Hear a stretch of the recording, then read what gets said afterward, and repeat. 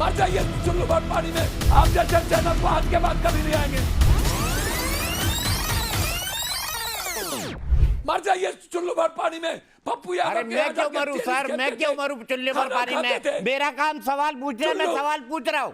आप भगवाधारी बन के बैठे हुए हैं, आपके ऊपर क्या क्या आरोप है मैं उन पर बात नहीं कर सकता। आप लोगों पर आरोप लगा सकते हैं, आपके ऊपर क्या क्या आरोप लगे मैं उस पर बात नहीं कर सकता। 10 करोड़ का मानहानि का नोटिस ये थमाया है मुझे पप्पू यादव ने। किस लिए? क्योंकि मैंने उनसे सवाल पूछे, वो तमाम सवाल आधार के साथ थे।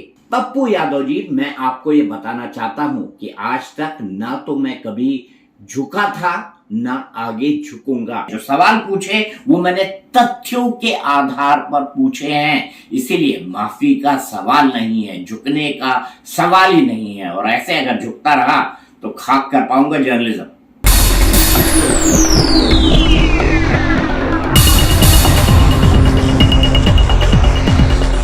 नमस्कार दोस्तों, मैं हूं दीपक चौरसिया और मेरे इस YouTube के मंच पर आपका स्वागत है। आज एक बेहद गंभीर बात करने वाला हूं। आपने मेरा पप्पू यादव के साथ इंटरव्यू का वो वायरल क्लिप तो देखा ही होगा। आपने उसे बहुत पसंद किया है। आपने उसके बारे में मुझे लाखों टिप्पणियां जो है कमेंट बॉक्स के अंदर लिखी है। सबका जवाब तो नहीं दे सकता, लेकिन हाँ इतना जरूर कह सकता हूं कि आप सबका कोटि कोटि धन्यवाद। लेकिन उससे भी गंभीर बात करने आपसे जा रहा हूं। दरअसल पप्पू यादव मेरे ट्वीट्स और मेरे सवालों से इतने आहत हो गए कि उन्हें ऐसा लगा कि उनकी मानहानि हो गई है। अब ये सवाल मैं आपके विवेक पर छोड़ता हूं कि किसका मान है और किसकी हानि हुई है। मैं इस पर किसी भी तरह की कोई टिप्पणी नहीं करूंगा, क्योंकि लाइव टाइम्स के editor in chief Dilip Kumar Singh ने आज हमारे शो में 7 बजे साफ साफ बताया है कि पप्पू यादव के कानूनी नोटिस का जवाब कानूनी तौर पर दिया जाएगा। पप्पू यादव ने मुझे 10 करोड़ की मानहानि का नोटिस थमाया है। एक लंबा चौड़ा जो है पत्र उन्होंने अपने वकील के मार्फत भेजा है। इस पत्र में उन्होंने लिखा है कि 3 दिन के अंदर अगर मैं अपने सोशल मीडिया पर डाली गई क्लिप्स, मैंने उनका जो इंटरव्यू किया था जिसको बीच में छोड़कर वो भाग गए थे, उसके लिए उनसे माफी नहीं मांगी तो वो मेरे ऊपर क्रिमिनल और सिविल सूट दोनों फाइल करेंगे। मैं पप्पू को कहना ये चाहता हूं कि पप्पू जी, ना मैंने आज तक कभी किसी से माफी मांगी थी, ना माफी मांगी है, ना माफी मांगूंगा।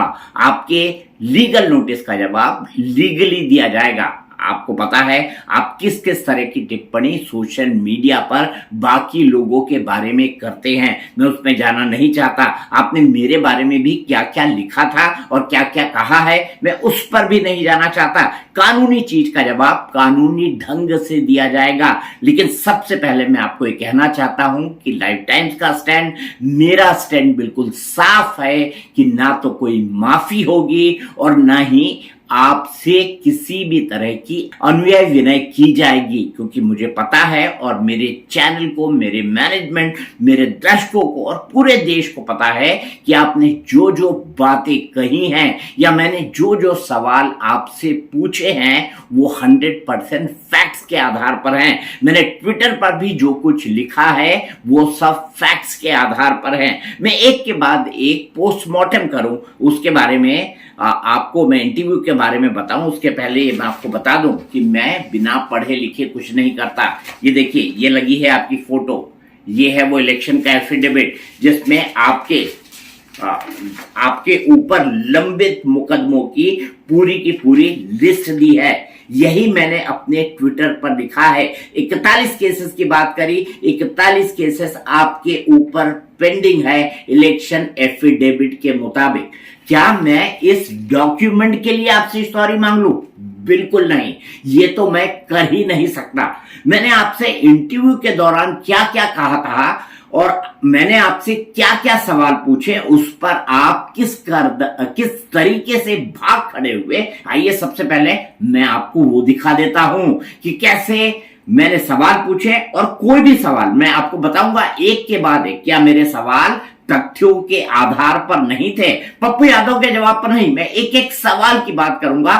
पप्पू यादव ने किस तरीके से उनका जवाब दिया, पप्पू यादव के जवाबों में फैक्ट्स था या मेरे सवालों के अंदर फैक्ट्स, ये मैं आपको एक एक करके बताऊंगा। लेकिन सबसे पहले देख लीजिए पप्पू यादव का वो वायरल इंटरव्यू। नमस्कार दोस्तों, मैं हूं दीपक चौरसिया और हमारी इस खास पेशकश में आपका स्वागत है। संसद परिसर में आज भगवान श्री राम के भव्य मंदिर में हुई चढ़ावा चोरी का मसला गूंजा और ये इस तरीके से गूंजा कि इस पर कश्मीर से कन्याकुमारी और कच्छ से लेकर कोहिमा तक बवाल मच गया। मुद्दा था कि राहुल गांधी ने भगवाधारी पप्पू यादव को चंदा दिया और पप्पू यादव उसको लेकर चलते बने। निर्दलीय सांसद पप्पू यादव आज एक भगवाधारी साधु के वेश में वहां पर पुजारी बनकर पहुंचे थे। खबर यह है कि लोकसभा सचिवालय ने उनको नोटिस भी दे दिया है। पप्पू यादव जी, आप सांसद हैं, संसद बहस की जगह है, आप भगवाधारी साधु के वेश में आज वहां पर पहुंचे। नेशनल स्कूल ऑफ ड्रामा होता तो मैं मान लेता कि वहां पर ड्रामा करने की जरूरत है, लेकिन एक गंभीर सांसद, कई टर्म का सांसद अगर इस तरह के भेष धर के जाएगा तो लोग पूछेंगे ना कि आप साधु संतों का अपमान कर रहे हैं। ड्रामा तो जो भगवान और सनातन को बेचता है। हम तो सनातनवादी लोग हैं, हम तो मानवतावादी लोग हैं, हम तो पूरी दुनिया की मदद करते हैं। और जब सदनों पे के बाहर गोली चलेगी, लाठी 47, कोर्ट सुनेगा नहीं, सदन में आवाज़ नहीं उठाएंगे, तो अपनी जो सनातन की रक्षा और जो राम का हमारा कैरेक्टर है, आत्मोक्षार्थम जगत हिताय, जो मानव का कल्याण, विश्व कल्याण के बाद जो शिव करते रहे हैं, संगच्छध्वम संबद्धध्वम संभवो मनांसी जानता, और जो बुद्ध का भाव है अपो दीपो भव, जो प्रेम का रास्ता है जिसको लोगों ने बेचा है, तो सावरकर जी ने भगवान की आस्था पर सवाल खड़ा किया था, आज नहीं। और पूरा विपक्ष सनातन के संस्कृति के साथ सब दिन खड़े रहे हैं।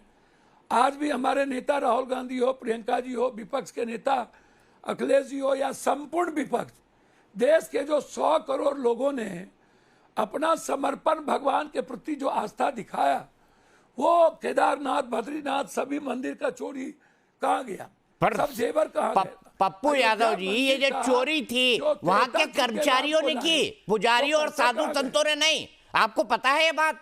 साधु संतों और पुजारियों ने चोरी नहीं की, वहां के कर्मचारियों ने की। आप बदनाम साधु संतों को कर रहे हैं, भगवाधारियों को कर रहे हैं। नहीं नहीं नहीं नहीं नहीं नहीं नहीं नहीं, वहाँ हनुमानगढ़ी जी के संत कह रहे हैं कि चोरी वहाँ के पुजारी, वहाँ के पदाधिकारी, किसी ने नहीं कहा। भाई जो गिरफ्तार है उनको मानेंगे ना, जो गिरफ्तार है वो तो कर्मचारी है पप्पू यादव जी। नहीं नहीं नहीं नहीं, बिल्कुल गिरफ्तार कर्मचारी है। एक भी पुजारी या साधु संत का नाम भगवान श्री राम के मंदिर की चढ़ावा चोरी में नहीं आया है। सुनिए ना, चोर भी हम, कमेटी बनाएंगे हम, त्रेता युग के राम को लाएंगे हम, तो आप स्वतंत्र agency supreme court, high court से जांच करा दीजिए। तो सुप्रीम कोर्ट में तो मामला चल ही रहा है और सुप्रीम कोर्ट ने जो कहा सरकार ने उसको माना है। आपको तो पता है ना, सुप्रीम कोर्ट में मामला चल रहा है पप्पू यादव जी। अधूरी जानकारी है, सुप्रीम कोर्ट मॉनिटर कर रही है पूरी जांच को। नई SIT बनाने को कहा है। नहीं, SIT से हम नहीं, SIT पहले ही बन चुकी है, सुप्रीम कोर्ट के पहले। अरे सुप्रीम कोर्ट ने उस SIT को बदलने के लिए क्या है पप्पू यादव जी? अखबार नहीं पढ़े लग रहा है आप, 15 दिन पुराने। नहीं, 15 दिन से अखबार नहीं पढ़े आपने। हम सब डेली पढ़ते हैं। तो सुप्रीम कोर्ट की मॉनिटरिंग में अब जांच चल रही है। सुप्रीम कोर्ट ने नई SIT बनाने को कहा है पप्पू यादव जी। हम आप लोगों के तरह चरित्र, चिंतन, विचार नहीं बदलते। हमारा से बिल्कुल है कि भगवान के जो गद्दार लोग हैं, वहां पर जो पुजारी हैं, वहां जो चेयरमैन है, कमेटी के मेंबर हैं, ऑडिट क्यों नहीं, कि RTI क्यों हटा दिया गया? जब राम को लाए तो ये बड़ी मछली लोग को बचाने की साजिश क्यों? अरे किसी मंदिर में RTI नहीं होता है सर, वो ट्रस्ट है, इंडिपेंडेंट ट्रस्ट है, सुप्रीम कोर्ट के कहने पे बना है और सुप्रीम कोर्ट की निगरानी में जांच चल रही है पप्पू यादव जी। होगा। नहीं नहीं नहीं नहीं नहीं नहीं नहीं नहीं नहीं नहीं नहीं नहीं सुप्रीम और आप सुनिए आरटीआई हटाया गया और ऑडिट, अरे प्राइवेट ट्रस्ट पे कभी आरटीआई होता है पप्पू यादव जी? नियम कानून तो समझिए। कैसे सांसद हैं आप? क्यों नहीं होगा? क्यों नहीं होगा? फिर उसका राज्य आप हमको पप्पू यादव अपने घर में कितना खर्च करते हैं, इसका क्या आरटीआई होना चाहिए? भैया यही तो नहीं, वो सार्वजनिक जगह है, पप्पू यादव का घर नहीं है, कोई मियां बीबी का घर नहीं है, वो एनजीओ है। अरे भाई वो प्राइवेट ट्रस्ट है। एनजीओ पर आरटीआई क्यों नहीं? प्राइवेट ट्रस्ट है, प्राइवेट ट्रस्ट पे आरटीआई होती है। ऑडिट क्यों नहीं? देश के किसी मंदिर, अच्छा चलिए मैं आरटीआई की मांग कर देता हूं। मैं आरटीआई कहता हूं कि पप्पू यादव की मांग में पूरा देश शामिल हो, संसद शामिल हो। आप एक काम करिए, जो मस्जिद और दरगाहें हैं उसमें भी आरटीआई लगाने की मांग कर दीजिए। पप्पू यादव जी, जो मस्जिद और दरगाहें हैं उसमें भी आरटीआई लगाने की मांग कर दीजिए। सब पर मंदिर मस्जिद गुरुद्वारा चर्च, आप सब पर आरटीआई करिए। सब आस्था के साथ जुड़ा हुआ है, सब आम आदमी के विश्वास के साथ जुड़ा हुआ है। चंदा चोरी करने का अधिकार किसी को नहीं मिलेगा, राम को बेचने का अधिकार, नफरत करने का अधिकार किसी को नहीं होगा। अच्छा पप्पू यादव जी, देश का विपक्ष एक है। पप्पू यादव जी एक बात बताइए, ये तो सावरकर ने, मेरा प्लेन है ना मुझे एक बात बताइए। आज मैंने देखा कि वो राहुल गांधी ने वो दान पात्र में पैसे डाले और कुछ और लोगों ने डाले, आप लेके भाग गए। बीजेपी वाले कह रहे हैं कि एक्सटॉर्शन करना, ये आरोप तो पप्पू यादव पर कई सालों से लग रहे हैं। वसूली करते हैं आप, और यही वसूली आज आपने संसद में दिखा दी। सुनिए दीपक चौरसिया जी, आप स्कूटर से आते थे, याद है? हाँ मैं स्कूटर से आता था सर, को 9000 बीघा अभी भी इनोवा से चलता हूँ। और मेरे यहाँ अरे मैं क्या कह रहा हूँ, मैं सवाल पूछ रहा हूँ आपसे। पप्पू यादव जी सुनिए ना, वो कह रहे हैं आपके ऊपर एक्सटॉर्शन के आरोप है। ये मैं नहीं कह रहा हूँ, बीजेपी वाले कह रहे हैं। मेरे पास इस धरती, ये सुनिए ना, यदि पप्पू यादव पर एक आरोप होगा, ये तो फिर बीजेपी वाला टोटल इस्तीफा दो, यानी तो मैं इस राजनीति से संन्यास ले लूंगा।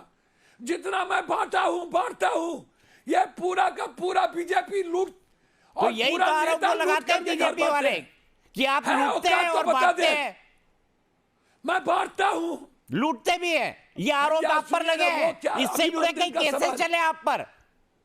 सुनिए ना, यदि पप्पू यादव पर एक केस होना, मैं आज राजनीति से संन्यास ले लूंगा। और मैं अरे पहले तो थे ना, लंबा समय आपने जेल में काटा पप्पू यादव जी, सवाल नहीं उठता है। सुनिए, आप दिग्भ्रमित करते हैं, आप सर्व नहीं होता है, मर जाइए चुल्लू भर पानी में। पप्पू यादव, अरे मैं क्यों मरूं सर, मैं क्यों मरूं चुल्लू भर पानी में? मेरा काम सवाल पूछना है, मैं सवाल पूछ रहा हूं। मुझे ये बताइए, आपके ऊपर रंगदारी, अवैध वसूली, लोगों को डराना धमकाना, हत्या की साजिश, बलवा करना, इसके कितने मुकदमे थे? ये कभी नहीं रहा, ये कभी एक नहीं। पप्पू यादव जी, आपका नाम बिहार में संगठित अपराध के लिए लिया जाता था ना, आज आप भगवाधारी बन गए हैं। 9,000 करोड़ बीघा जमीन, हट। आप जैसे चैनल को आज के बाद कभी नहीं आएंगे। अरे मैं सवाल पूछ रहा हूं, आप नाराज हो रहे पप्पू यादव जी, ये क्या बात हुई? आप भगवाधारी बन के बैठे हुए हैं, आपके ऊपर क्या क्या आरोप है मैं उन पर बात नहीं कर सकता। आप लोगों पर आरोप लगा सकते हैं, आपके ऊपर क्या क्या आरोप लगे मैं उस पर बात नहीं कर सकता। पप्पू यादव जी चले गए, कोई बात नहीं। निर्दलीय सांसद पप्पू यादव जाने इसलिए जाते हैं क्योंकि पप्पू यादव एक दबंग और बाहुबली बिहार के अंदर माने जाते हैं, और दबंग और बाहुबली के ऊपर कई सारे दर्जनों मुकदमे रहे, लंबा वक्त इन्होंने जेल के अंदर बिताया। मामला क्या था? मामला संसद में प्रदर्शन को लेकर था। चारों तरफ विपक्ष के सांसद खड़े हैं, एक दान पात्र रखा हुआ है। पप्पू यादव पुजारी या साधु संत के भेष के अंदर भगवाधारी होकर बैठे हुए हैं। वहां पर दान पात्र के अंदर पैसा रखा जाता है और पप्पू यादव उस पैसे को लेकर भाग जाते हैं। कुछ लोग उनको पकड़ने की कोशिश करते हैं। अब मैंने इसी सिलसिले में पप्पू यादव को अपने स्टूडियो में, मैं स्टूडियो के अंदर बैठा था, पप्पू यादव अपने आवास दिल्ली से जुड़े हुए थे और पप्पू यादव से क्या सवाल पूछा गया। पप्पू यादव से मैंने सवाल पूछा कि पप्पू जी, आपने जो कुछ करा वो संसद के लिए तो ठीक नहीं था, एनएसडी के लिए ठीक था। नेशनल स्कूल ऑफ ड्रामा में अगर ये परफॉर्मेंस होता तो ठीक बात थी। इसके बाद देखिए मैं कितना पोलाइट हूं उनसे, मैं उनसे कहता हूं कि आप कई बार चुन के आए हुए हैं, सांसद के तौर पर आपके अंदर गंभीरता होनी चाहिए। पप्पू यादव सवाल का जवाब देते हैं। अब बताइए यहां पर मैंने कुछ क्या गलत पूछा? फिर मैं उनसे पूछता हूं, वो चोरी के आरोप लगाते हैं, अपनी बात कहते हैं, आपने इंटरव्यू के अंदर देख लिया होगा। दूसरा सवाल उनसे मेरा साफ साफ होता है, मैं उनसे पूछता हूं कि चोरी तो कर्मचारियों ने की है। आपको पता है चोरी के आरोप श्री राम जन्मभूमि तीर्थ क्षेत्र ट्रस्ट के कर्मचारियों के ऊपर लगे हैं, किसी पुजारी या साधु संत पर चोरी के आरोप नहीं लगे हैं। यही सवाल मैंने उनसे पूछा। इसका भी उन्होंने आए बाएं जवाब दिया। मैंने उनसे फिर कहा कि गिरफ्तार तो भाई कर्मचारी हैं, गिरफ्तार जो लोग हैं वो कौन है? वो कर्मचारी है ना। तो उन्होंने कहा कि फिर उन्होंने इस सवाल को जो है इधर उधर करने की कोशिश की। उन्होंने कहा कि मैं सुप्रीम कोर्ट से इस पूरे मामले की जांच की मांग करता हूं, सुप्रीम कोर्ट की मॉनिटर्ड प्रोब हो। तो मैं उनसे पूछता हूं कि भाई सुप्रीम कोर्ट में तो मामला ऑलरेडी है और सुप्रीम कोर्ट ने ही नई एसआईटी बनाने की बात कही है। तो उनका कहना था कि वो एसआईटी तो राज्य सरकार ने बनाई है। मैंने बोला ये मामला सुप्रीम कोर्ट के अंदर आ चुका है और सुप्रीम कोर्ट जो है वो उसके कहने के आधार पर ही नई जो एसआईटी है उसको रिकॉन्स्टिट्यूट किया गया है। इसका भी वो जवाब देते हैं, आपने वो सुना। फिर वो कहते हैं कि नहीं ये ट्रस्ट जो है आरटीआई के दायरे में क्यों नहीं है। मैंने उनसे कहा कि प्राइवेट ट्रस्ट आरटीआई के दायरे के अंदर नहीं होते हैं। किसी प्राइवेट घर के अंदर कितना खर्चा हुआ, किस तरीके से पैसा आया, किस तरीके से गया, ये आरटीआई के दायरे में नहीं तो नहीं आता है। तो उन्होंने कहा कि नहीं आना चाहिए। मैं मांग करता हूं। मैंने बोला चलिए मैं भी आपकी बात का समर्थन करता हूं। मैंने कहा कि आपने मंदिर में ट्रस्ट पर आरटीआई लगाने की बात कही है, लेकिन क्या मस्जिद और दरगाहों में होना चाहिए? To be fair to Pappu Yadav, उन्होंने कहा कि मंदिर, मस्जिद, गुरुद्वारे जो भी हो सबके अंदर जो है आरटीआई होनी चाहिए। अब मैंने उनसे सवाल पूछा कि आप पैसा लेकर भाग रहे हैं। भारतीय जनता पार्टी यही तो आरोप लगाती है कि पप्पू यादव के ऊपर भारतीय जनता पार्टी यही आरोप लगाती है कि पप्पू जो है इसी तरह के काम करते हैं, लोगों को जो है लोगों का पैसा लेकर भाग जाते हैं। तो पप्पू यादव इस पर बिफरना शुरू हुए। उन्होंने कहा कि मेरी तो 9000 बीघा जमीन थी, मैं जो है लोगों को पैसे बांटता हूं, मैंने आज तक सब कुछ चीजों को दान कर दिया। उनके इस क्लेम पर मैं कोई टिप्पणी नहीं करूंगा। मैंने उनसे फिर सवाल पूछा कि भाई आपके ऊपर तो रंगदारी के कई तरह के आरोप लगे हैं, ये आरोप भी पप्पू यादव के ऊपर रहा है और उनके ऊपर जो मुकदमों की लिस्ट है उसमें इस तरह के कई सारे मुकदमे शामिल हैं। मैंने बलवे और आगजनी की बात भी कही। पप्पू यादव अपनी बात को रिपीट करते हैं। मैंने कहा कि आप भगवाधारी हैं, आप आरोप लगाते हैं, आरोपों पर बात नहीं करते। लेकिन पप्पू यादव बहुत बिफर जाते हैं, कहते हैं कि मैं आपके चैनल पर आऊंगा नहीं। पप्पू यादव मुझे कहते हैं कि आप चुल्लू भर पानी में डूब के मर जाइए। तो मैंने कहा कि भाई मैं क्यों डूब के मरूं? मैं ये सवाल उनसे साफ तौर पर करता हूं, लेकिन पप्पू यादव इंटरव्यू छोड़ के चले जाते हैं। उसके बाद इस क्लिप को जो है मैं लगवाता हूं अपने सोशल मीडिया के हैंडल्स पर और उसके बाद एक के बाद दो या तीन ट्वीट भी लिखता हूं। लेकिन चलते चलते मैं कल इस पूरे मसले पर मैं कानूनी राय मशविरा करूंगा, लीगल नोटिस का जवाब दूंगा। लेकिन पप्पू के बारे में मैंने जो भी आरोप लगाए, जो भी बातें कही, वो तथ्यों के आधार पर है। जो सवाल पूछे वो मैंने तथ्यों के आधार पर पूछे हैं, इसीलिए माफी का सवाल नहीं है, झुकने का सवाल ही नहीं है। और ऐसे अगर झुकता रहा तो खाक कर पाऊंगा जर्नलिज्म।